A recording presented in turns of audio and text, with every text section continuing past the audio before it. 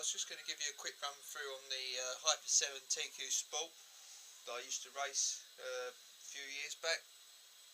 It started off with just a standard, I think it was a 21 3-port if I believe.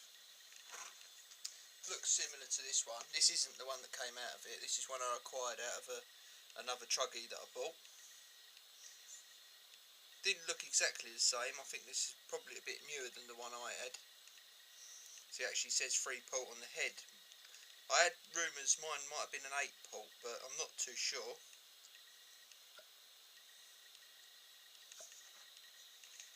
As you can see, this is for use with a starter box. What I've done is I've blanked the pull cord off. So you would get the starter box, put the car on it. As the engine goes down, the flywheel hits the starter box, fires the engine up.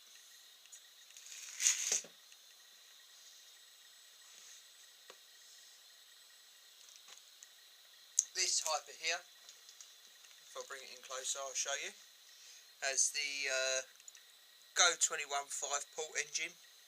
It's got the JP3 pipe on it. It's got the big bore fuel filter. I haven't put one on the exhaust one. I know some people do put that and that for equal pressure and whatever, but I thought it was a waste of time, so I didn't bother. It's got the big bore fuel filter. We've got the Futaba metal geared servo.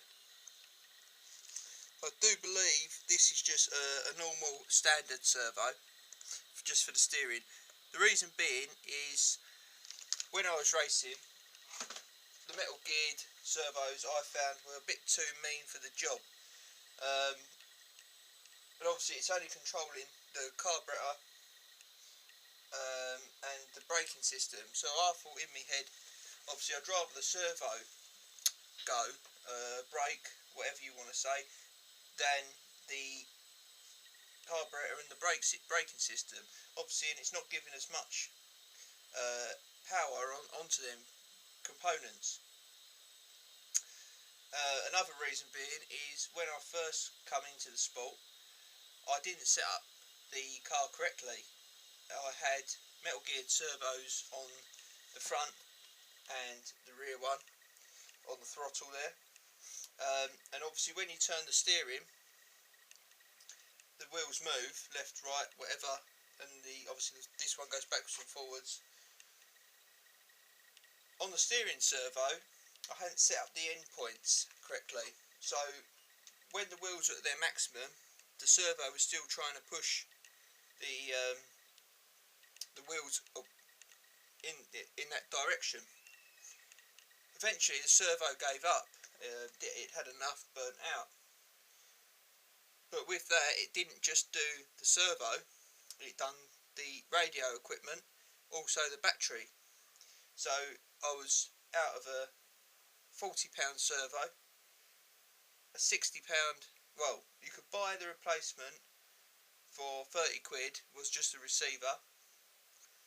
So it's the servo, receiver, and also the battery pack that I had. And funny enough, I found that battery pack, I never threw it away, but it all exploded, and obviously I had to go out, and it was a lot of expense, and I think that was done not during the racing. It was done just on a day out of with my mates. So it was a big expense obviously to lay out for. So what I did, I bought the Accoms 2.4 gig, which was new out at the time.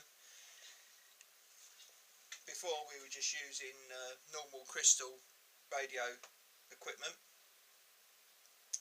So I went out and bought the 2.4 gig system, installed that, and then I thought I was having a word with a few people about what had happened and whatever, and we all come up with the conclusion that taking the metal geared servo off of the throttle and on the braking system would benefit in the long run.